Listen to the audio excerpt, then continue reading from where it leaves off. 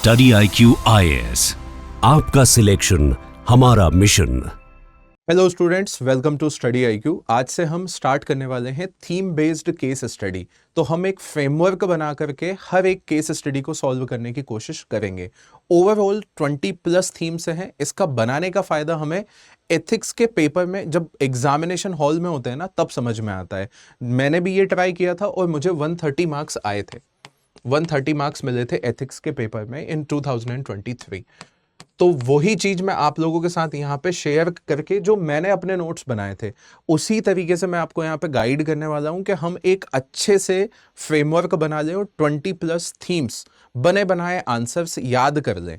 ठीक है, क्योंकि वहां पे लगभग यही थीम्स हैं जो रिपीट होती हैं। जैसे आज की जो थीम है हमारी, वो है sexual harassment at work place. Sexual harassment at work place कम से कम 5 से 6 बार डायरेक्टली या इनडायरेक्टली यूपीएससी पूछ चुका है। मतलब ये इंपॉर्टेंट है। तो इसी से शुरू करते हैं। इन फ्रेमवर्क में हम क्या समझेंगे कि हमें कम से कम ये वाले पॉइंट्स तो लिखने ही हैं। जैसे आपको भी अभी जैसे ही मैंने ये नाम लिया sexual harassment at work place, तो पोश एक्ट का दिमाग में आ गया होगा, पोश एक्ट का ख्याल आ गया होगा, पहली चीज। दूसरा, आपके दिमाग में विशाखा गाइडलाइंस भी आ गया होगा। लेकिन और बहुत सारे लीगल एस्पेक्ट, बहुत सारे constitutional aspect, philosophical aspect, ethical aspect जो कि हमारे दिमाग में वहीं पे नहीं आते, हमें सोचना पड़ता है। लेकिन टाइम तो होता नहीं है, क्योंकि हम लोग होते हैं ऑटो पायलट मोड पे। वहां पे तो जो आ रहा है वो लिखते जाओ, क्योंकि यदि यहां ज्यादा सोचने में टाइम दिया तो छूट जाएगा।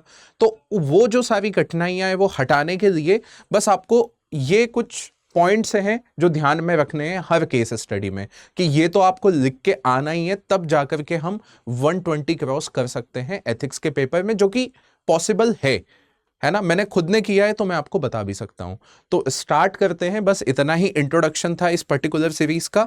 तो सबसे पहले, है ना, मैं जैसे एक कुछ फैक्चुअल इंफॉर्मेशन भी आपको देनी होती है यहाँ पे, तो आप इंट्रोडक्शन में ये भी कुछ लिख सकते हैं, like over 400 cases of sexual harassment at work place logged every year since 2018। ठीक है, तो आप इंट्रोडक्शन में इस प्रकार से भी आपकी स्टार्टिंग हो सकती है। या तो ये लिख सकते हैं, या फिर sexual harassment complaint at India Inc rise 79% in last 5 years. ठीक है, ये भी आप बोल सकते हैं, है ना। तो इस प्रकार से आप अपनी शुरुआत कर सकते हैं। केस स्टडी का फॉर्मेट कुछ इस प्रकार से होता है। ठीक है, इसको किसी भी ढंग से वो मोल्ड करके दे सकते हैं। ठीक है, आपके पास में थीम वो की वही है।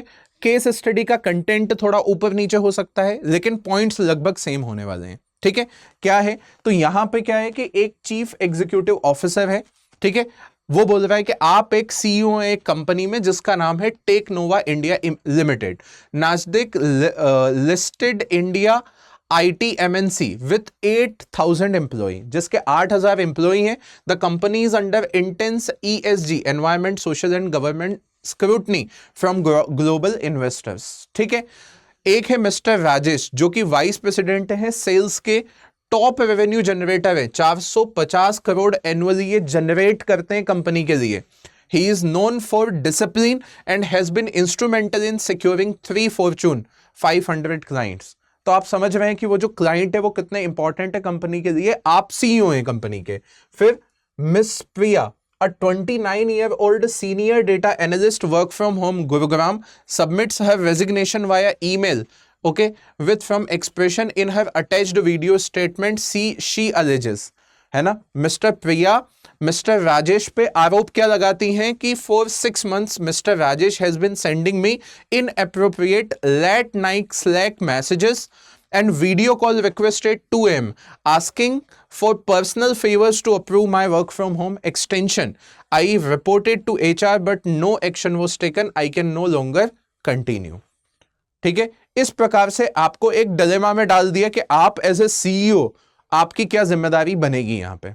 ठीक है, she attached screenshot Slack logs as a proof. HR informs you that Mr. Rajesh denies all charges, claims fake evidences and threaten defamation suit. Mister Rajesh जो कि वाइस प्रेसिडेंट है, उन्होंने ये बोला है कि यदि ऐसा कुछ होता है तो मैं डेफेमेशन सूट फाइल कर दूंगा कंपनी के खिलाफ, पहला। दूसरा, losing him may cost 20% revenue drop, क्योंकि वो साल भर में 450 करोड़ जनरेट करते हैं, मतलब स्टार परफॉर्मर है कंपनी के। ESG rating will crash if harassment leaks and company has ICC but no policy on virtual harassment. तो कंपनी में इंटरनल कंप्लेंट कमेटी है लेकिन कोई ऐसी पॉलिसी नहीं है। What options do you have as a CEO have in dealing with the situation, justify your choice with the ethical and legal reasoning. तो अब आप समझ गए होंगे कि आपके सामने सिचुएशन क्या बनी है कि आप एक कंपनी के CEO हैं, जो कि जिस कंपनी का जो स्टार परफॉर्मर है ना, वाइस प्रेसिडेंट सेल्स, उस पे सेक्सुअल हैरेसमेंट के चार्जेस लगे हैं। एक डेटा एनालिस्ट मिस प्रिया नाम की महिला ने लगाए हैं, लेकिन मिस्टर राजेश जो कि सेल्स वाइस प्रेसिडेंट हैं, उन्होंने ये बोला है कि ये सारे चार्जेस झूठे हैं और यदि आप प्रोसीड करते हो तो मैं डेफेमेशन सूट फाइल कर दूंगा। आप ऐसे में क्या करेंगे, आपके पास में क्या क्या ऑप्शंस हैं? तो तुरंत पहले तो केस स्टडी पढ़ते ही हमारे दिमाग में इस केस से जुड़े सारे एथिकल इश्यूज, एथिकल डिलेमा, ठीक है, लीगल, कॉन्स्टिट्यूशनल, फिलोसफिकल फ्रेमवर्क दिमाग में आने चाहिए।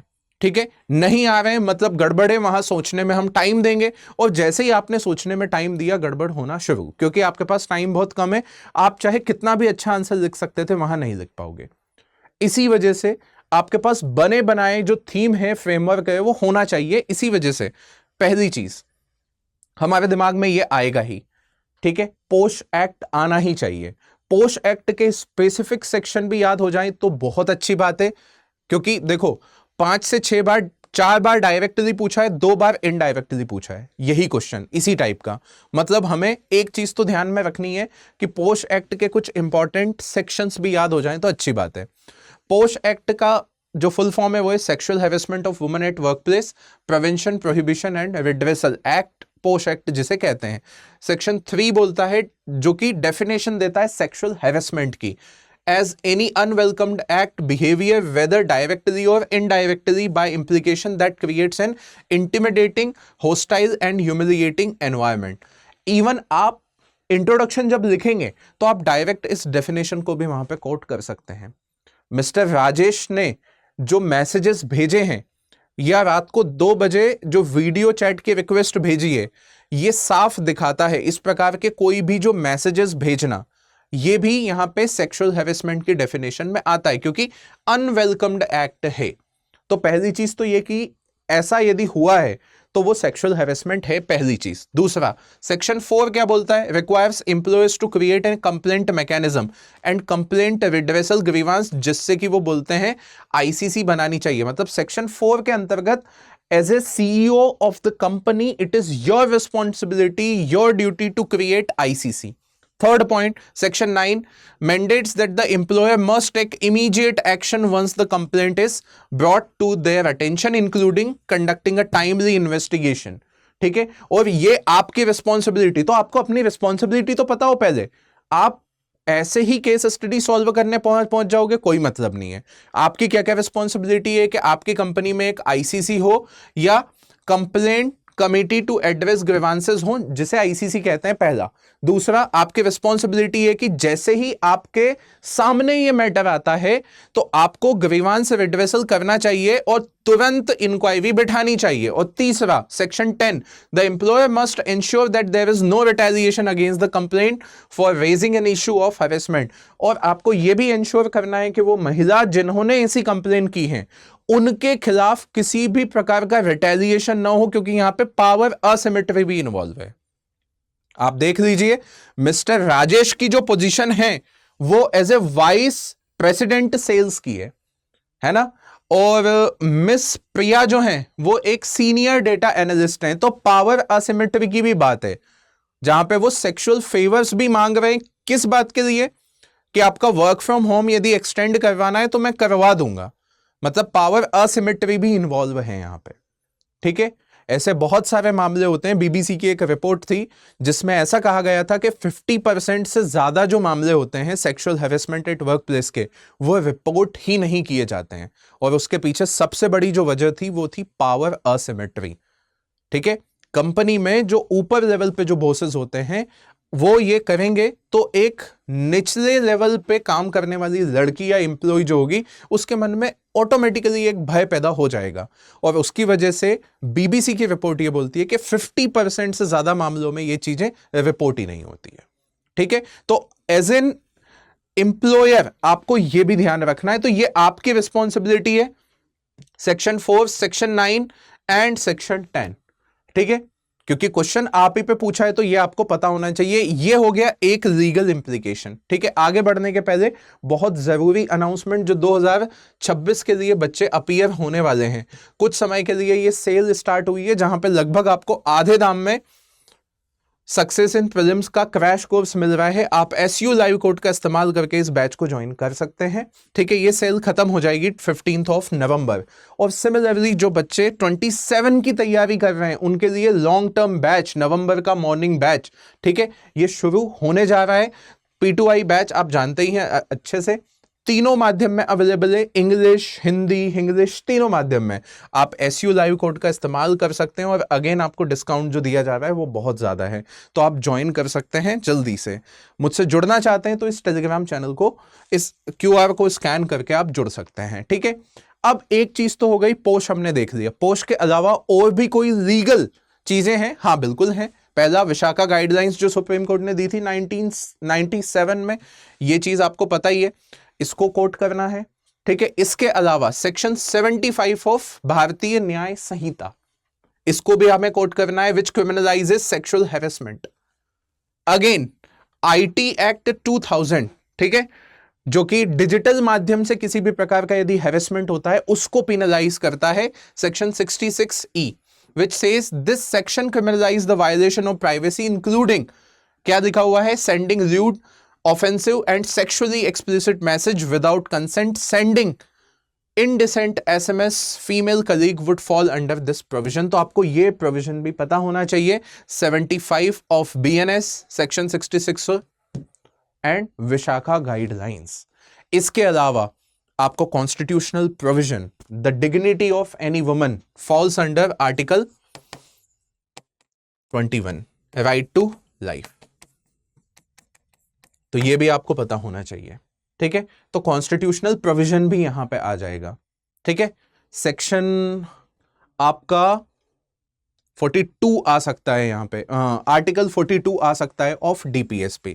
तो लीगल और कॉन्स्टिट्यूशनल प्रोविजंस आपको समझ में आ गए। अब बात आती है कि जैसे ही आपको ये चीजें दिमाग में आई, आपको लिखना तो है ही। अच्छा, इसमें मैं ये भी कहूं आपसे, लीगल और कॉन्स्टिट्यूशनल के बाद मैं फिलोसफिकल प्रोविजंस भी ले आता हूं ताकि आपको याद रहे। यूटिलिटेरियनिज्म हर जगह आएगा, कोट करना ही है। ठीक है, अगला आ जाएगा कांटियन एथिक्स। कांटियन एथिक्स मतलब डीओंटोलॉजिकल एथिक्स, डीओंटोलॉजिकल एथिक्स। तीसरा जो कि हम हर बार पढ़ते हैं, वर्च्यू एथिक्स, जिसको भी, और यहां पे वर्च्यू एथिक्स में किसकी बात है, करेज की बात है, जस्टिस की बात है। तीन चीज हमें लेकर के आनी है। इसके अलावा डॉक्टर भीमराव अंबेडकर का कोट हमें पता होना चाहिए कि I measure the progress of any community by looking after the progress of woman of that community. मैं किसी भी समाज की तरक्की को इस तरीके से देखता हूं कि उस समाज में महिलाओं की स्थिति क्या है, या उस समाज में महिलाएं किस लेवल पे तरक्की करती हैं। तो आप ये लगभग जो थिंकर्स हैं, मॉडर्न थिंकर्स हैं, उनको भी हम यहां पे कोट कर सकते हैं, तो कम से कम ये तो आ ही जाएगा। यूटिलिटेरियनिज्म इस चीज को हो सकता है डिनाई कर दें, क्योंकि यूटिलिटेरियनिज्म क्या बोलता है, मैक्सिमम हैप्पीनेस मिनिमम गेन। आप किसी भी चीज की जो एथिकलिटी है वो इस बेसिस पे देखोगे कि वो हैप्पीनेस ला रहा है और पेन कम करता है। तो वही बात है कि यूटिलिटेरियनिज्म इसको शॉर्ट टर्म में बोल देगा कि भाई जो भी मिस्टर राजेश हैं उनको कंटिन्यू रहने दिया जाए, उनको टर्मिनेट ना किया जाए, क्योंकि सिंपल सी बात है कि मिस्टर राजेश के होने से कंपनी को बहुत फायदा है। तो शॉर्ट टर्म में मैक्सिमम हैप्पीनेस राजेश देते हैं। आप धीरे से साइलेंटली आपको कर लेना चाहिए कि मिस प्रिया का रेजिग्नेशन एक्सेप्ट कर लेना चाहिए। ऐसा यूटिलिटेरियनिज्म आपसे कहेगा। लेकिन लॉन्ग टर्म में यूटिलिटेरियनिज्म इसी को गलत साबित भी करेगा। लॉन्ग टर्म में यूटिलिटेरियनिज्म कहेगा कि नहीं, आपको ऐसा नहीं करना चाहिए, क्योंकि लॉन्ग टर्म में दिक्कत है। ईएसजी रेटिंग, आप ऑलरेडी ईएसजी स्क्रूटनी में हो। डीओंटोलॉजिकल एथिक्स तो हमेशा अच्छे काम की ही बात करता है। आपको करेजियस होना पड़ेगा, आपको जस्टिस एंश्योर करना पड़ेगा उस महिला के लिए। तो ये सारी बातें भी आपको ध्यान में रखनी है। अब केस स्टडी, ये सारे पॉइंट आपके दिमाग में आ गए। अब आपको स्टेक होल्डर्स पता करना है किसी भी केस स्टडी में, है ना। पहले आप देखो वहां पे होगा क्या कि हमारे पास में ज्यादा टाइम नहीं होता है केस स्टडी जब हम सॉल्व करते हैं, तो ये बातें दिमाग में ही आ जानी चाहिए कि ठीक है भाई, ये पॉइंट तो लिखने ही है मुझे 8-10, है ना। लीगल, कॉन्स्टिट्यूशनल, ठीक है, सारी बातें दिमाग में आ गई, फिलोसफिकल थिंकर, सारा बात। अब मुझे आइडेंटिफाई करना है कि इसमें स्टेक होल्डर्स कौन कौन है। तो परपिट्रेटर मिस्टर ए, और you can say mister Rajesh. फिर है सीईओ, दैट इज यू, क्योंकि आपको डिसीजन लेना है, कोर्स ऑफ एक्शन आपसे पूछा गया है। 3, ऑर्गेनाइजेशन, ठीक है, other woman employee and miss Priya, सब लोग इसमें इन्वॉल्व हैं, ठीक है। अब परपिट्रेटर, एथिकल इश्यूज क्या क्या हैं परपिट्रेटर के एंड पे? अब्यूज ऑफ पावर, क्योंकि वाइस प्रेसिडेंट है, अब्यूज ऑफ पावर कर ही रहे हैं। ऑब्जेक्टिफिकेशन ऑफ वुमेन इन्होंने किया है, बहुत बड़ा एथिकल इशू है। वायलेशन ऑफ डिग्निटी, ठीक है, sexual harassment at work place इन्होंने किया है, ये इनके एंड पे एथिकल इश्यूज हैं। कोर वैल्यू क्या क्या खत्म हुई? रिस्पेक्ट, इंटीग्रिटी, प्रोफेशनल एथिक्स, ये सारी चीजें ताक पे रख दी इन्होंने। प्रिया के साथ में क्या हुआ है? Loss of psychological safety, in fact cognitive dissonance भी बोल सकते हैं, साइकोलॉजिकल स्ट्रेस भी बोल सकते हैं। कई बार महिलाएं ऐसे स्ट्रेस की वजह से सुसाइड भी कर देती हैं, ये भी एक प्रॉब्लम है। जॉब छोड़ देती हैं, जैसे कि मिस प्रिया ने यहां पे किया। फियर, ट्रॉमा, फोर्स्ड रेजिग्नेशन, ये सब हो सकता है। Dignity, equality, right to work, ये सब वायलेट हुआ। एथिकल इश्यूज आपके लिए क्या है? Efficiency versus value dilemma. Second, conflict of interest, mister A is revenue generator, तो ये भी आपको ध्यान में रखना है। इम्पार्शियलिटी, अकाउंटेबिलिटी, लीडरशिप, करेज, बहुत सारी बातें आपके लिए भी, ठीक है। ऑर्गेनाइजेशन के लिए क्या है? टॉक्सिक कल्चर, जो कि ये व्यक्ति बना रहा है। रेपुटेशन का रिस्क है, क्योंकि ईएसडी की स्क्रूटनी में है। लीगल नॉन कंप्लायंस, क्योंकि पोश एक्ट का वायलेशन होता है मिस्टर राजेश की वजह से। Probity in governance, social responsibility, in fact corporate ethics की भी बात कर सकते हैं। अदर वुमेन एम्प्लॉय, उन पे चिलिंग इफेक्ट जाएगा, क्योंकि यदि आपने इस केस को दबा दिया तो बाकी महिलाओं के साथ में भी ऐसा होगा। मिस्टर राजेश की हिम्मत बढ़ जाएगी, वो दूसरी महिलाओं को भी ऐसे इनडिसेंट मैसेज भेजेंगे तो प्रॉब्लम और बढ़ जाएगी। Silence, perpetuation of harassment, that will continue, ठीक है। हो सकता है इस ऑर्गेनाइजेशन की जो फीमेल एम्प्लॉई है वो रिजाइन करने लगे। तो जस्टिस, एम्पैथी, कलेक्टिव कॉन्शियस। अब बात आती है कि अब एथिकल इश्यूज और एथिकल डिलेमा में क्या फर्क है, ये आपको पता होना चाहिए। बहुत बार क्या होता है कि यूपीएससी बहुत बारीकी से एक चीज बता देता है, हाईलाइट एथिकल इशू। तो ये सारे एथिकल इश्यूज हैं किसी भी चीज में, ये सारे आपको एथिकल इश्यूज हैं, लेकिन ये एथिकल डिलेमा है। दोनों में एक फर्क है बस। फर्क क्या है कि एथिकल डिलेमा वो चीज है, एक ऐसी सिचुएशन है जब आपको दो म्यूचुअली कंपीटिंग वैल्यूज में से कोई एक चुननी होती है और दोनों ही इक्वली सही हैं, लेकिन आपको डिसीजन लेना पड़ता है।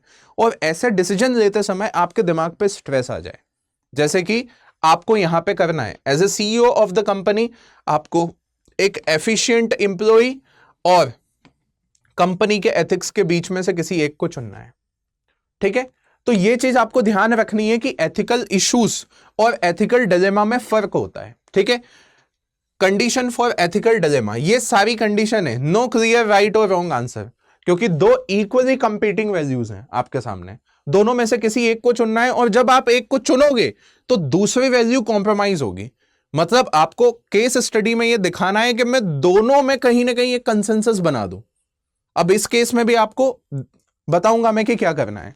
Personal responsibility for decision, significant consequences, moral reasoning यहां पे लगेगी, mutual exclusive choice, mutually exclusive choice and presence conflicting moral principle. तो इस पर्टिकुलर केस में एथिकल इश्यूज तो वो थे, these are ethical dilemmas. Efficiency versus value, professional ethics versus personal loyalty because that person is loyal to the company as well. Short term profit, long term organisational culture.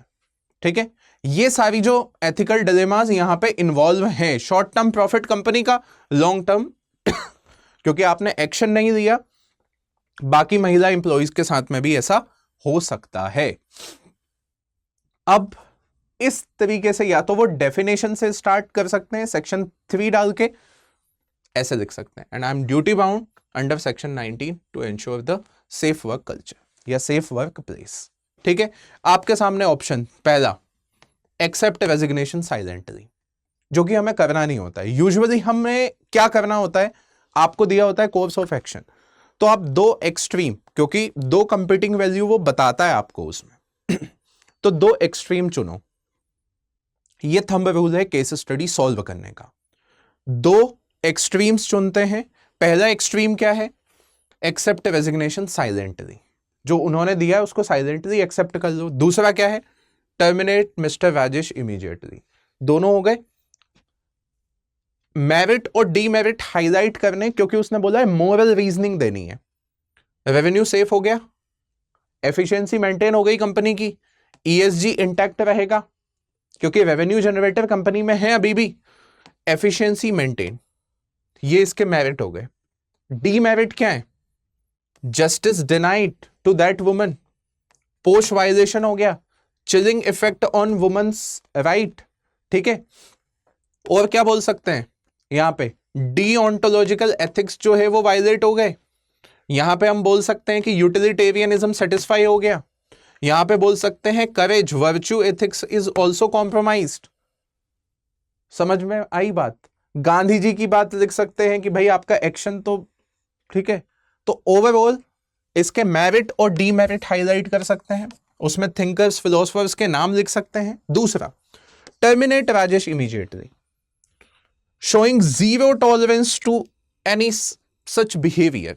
ठीक है, इसकी वजह से deterrence आ जाएगा, creating deterrence, victims trust value upheld, deontological ethics सारे, courage upheld, justice is ensured, सारी बातें आ गई। नेचुरल जस्टिस डिनाइड, क्योंकि आपने उसकी बात ही नहीं सुनी। हो सकता था किसी फीमेल एम्प्लॉय ने गलत आरोप लगा दिए हो, यह भी हो सकता है। Defamation risk, loss of revenue and efficiency, ESG rating etcetera. फिर आता है लास्ट ऑप्शन, और लास्ट ऑप्शन होता है ड्यू कोर्स या due process. As an employee आपका काम होता है कि आप प्रिंसिपल ऑफ एम्प्लॉयर, आपका काम है कि आप प्रिंसिपल ऑफ नेचुरल जस्टिस को फॉलो करो।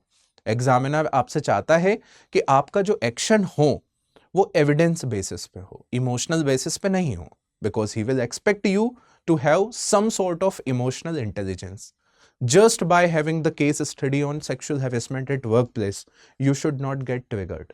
आपके दिमाग में यह भी आना चाहिए कि हो सकता है कि यार वो केस गलत फाइल कर दिया हो, ठीक है, या हो सकता है कोई मिसअंडरस्टैंडिंग हो गई हो, दोनों ही बातें हो सकती है। तो आपको वो सारे इफ्स एंड बट्स भी दिमाग में लेकर के आने, इसी वजह से you will follow the due process. और ड्यू प्रोसेस क्या बोलती है कि सबसे पहले आप इंटरनल कंप्लेंट कमेटी के पास जाएंगे, एक कमेटी स्टैब्लिश होगी जो इन्वेस्टिगेट करेगी, लेकिन इन्वेस्टिगेशन में हो सकता है कि बायसनेस आ जाए।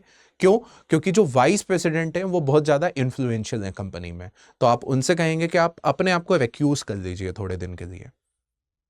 और जो फीमेल एम्प्लॉई हैं उनसे बोल सकते हैं कि you should continue with your work from home, ताकि जो इन्वेस्टिगेशन है वो अनबायस्ड हो सके। और इन्वेस्टिगेशन जब अनबायस्ड होगी तो फाइनली सब चीजें सामने आ जाएंगी। अब बात यह है यहां पे कि सपोज आपने इंटरनल कंप्लेंट, अच्छा इंटरनल कंप्लेंट कमेटी में भी आप ज्यादातर फीमेल मेंबर्स को रखेंगे ताकि इन्वेस्टिगेशन अच्छे से हो सके, ठीक है। अब बात आती है कि internal complaint committee mister Rajesh को ओके गलत मानती है, दैट ही इज गिल्टी, और यहां पे बोल सकते हैं कि मिस्टर राजेश जो है वो नॉट गिल्टी। ये दो ही चीज होंगी, ठीक है। अब ये दो चीज हैं तो आपका कोर्स ऑफ एक्शन यहां पे फिर डिफर करेगा। पहली चीज कि मिस्टर राजेश इज गिल्टी, तो आप क्या करेंगे? और when mister Rajesh is not guilty, तो आप क्या करेंगे? मतलब जो आरोप लगाए थे वो महिला ने, वो झूठे थे, वो बेबुनियाद थे। Are you getting my point? तो पहले इससे क्या होगा कि आपने ये क्या किया, ड्यू प्रोसेस फॉलो करी, which means you followed the principle of natural justice. क्योंकि प्रिंसिपल ऑफ नेचुरल जस्टिस क्या बोलता है? That everyone should get at least one chance of fair hearing. हर एक व्यक्ति को कम से कम उसकी एक बार उसका केस रखने की तो आजादी होनी चाहिए। तो आपने ये भी दे दिया। अब यहां पे मिस्टर राजेश जो है वो गिल्टी हैं, तो उनको टर्मिनेट किया जाए, पहला ऑप्शन यही होगा। दूसरा, अपोलॉजी लेटर लिखा जाए महिला के लिए कि जो भी हमसे गलतियां हुई हैं कंपनी से, ऐसा नहीं होगा। सेंसिटाइज किया जाए बाकी लोगों को, एथिकल ट्रेनिंग दी जाए, पोश एक्ट के बारे में बताया जाए, वीकली वर्कशॉप हो ताकि सब लोग अवेयर हो जाएं। लेकिन मिस्टर राजेश यदि गिल्टी नहीं निकले तो mister Rajesh should be continued. And that female employ के साथ क्या होना चाहिए फिर, आप बताइए। देखो, अब यहां पे बात आती है, अगेन सेंसिटिविटी आपकी आनी चाहिए। उस महिला की यदि गलती है, उसने फॉल्स कंप्लेंट फाइल की थी, और यदि आपने उसको पनिश कर दिया, तो फिर से यह होगा कि आने वाले समय में फिर से कहीं ना कहीं कोई भी कंप्लेंट फाइल नहीं होगी, क्योंकि बीबीसी की रिपोर्ट बोलती है कि 50% से ज्यादा केसेस फाइल ही नहीं होते हैं। तो इसमें आपको यहां पे थोड़ी सी सेंसिटिविटी दिखानी है। आपको उस महिला को टर्मिनेट नहीं करते हुए रेप्रिमांड करना है, that you should not do that, you should, ठीक है, you should not do that, ठीक है। आप अपना वर्क फ्रॉम होम कंटिन्यू रखिए, लेकिन ऐसी चीजें आइंदा नहीं होनी चाहिए, ठीक है।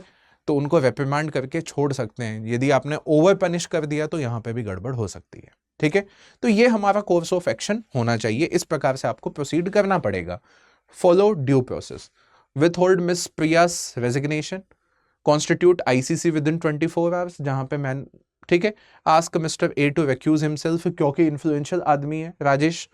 Ensure inquiry completes in 90 days, if guilty terminate, file police complaint, if not guilty warn miss Priya against false complaint section 14 of POSH, ठीक है, क्योंकि इनको भी ऐसा नहीं करना चाहिए था।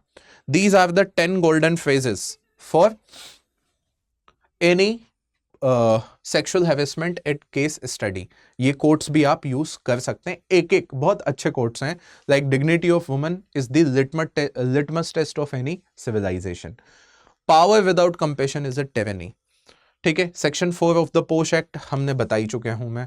विशाखा गाइडलाइंस मैग्ना कार्टा बोलते हैं। Zero tolerance for harassment is the hallmark of ethical leadership, due process is the golden mean, organisational culture is the shadow of leadership, short term profit at the cost of long term justice, the poor economics, empathy is antidote to entitlement, and when values compete with profit, value must. Long term measures भी हमें लिखने हैं ताकि उसको लगे कि यह व्यक्ति बहुत समझदार है, एक ऑफिसर बनने के काबिल है, जैसे कि mandatory post training on the weekends, second CCTV camera in the common areas, यहां तक कि पूरे ऑफिस में होना चाहिए, ठीक है, ताकि एक एविडेंस तो वही वहीं से मिल जाता है। Code of ethics on notice board and Vishakha guideline display. तो इस तरीके से आपने क्या किया, फिलोसफर्स को ले आए, लीगल एस्पेक्ट ले आए, कॉन्स्टिट्यूशनल एस्पेक्ट ले आए, कोर्ट्स लेकर के आ गए, और आपने फैक्ट्स भी यहां पे डाल दिए। तो इस तरीके से पूरी केस स्टडी कंप्लीट होती है। यहां पे मुझे ऐसा लगता है कि कम से कम, है ना, 12 नंबर, 13 नंबर, यहां तक कि 14 नंबर भी मिलने के चांस होते हैं यदि इस ढंग से आप सॉल्व करेंगे तो। सो आई होप कि आपको ये वीडियो अच्छा लगा होगा। हम सेकंड केस स्टडी में मिलते हैं और ऐसे ही एक फ्रेमवर्क बना करके रख लेंगे, ठीक है। ऐसे यदि हमने 20+ फ्रेमवर्क या 20 भी बना लिए तो हमारा केस स्टडी वाला पार्ट तो वैसे ही सॉल्व हो गया, एथिक्स का आधा पेपर आपका ऐसे ही सॉल्व हो जाएगा। Thank you so much. Study IQ IAS, आपका सिलेक्शन हमारा मिशन।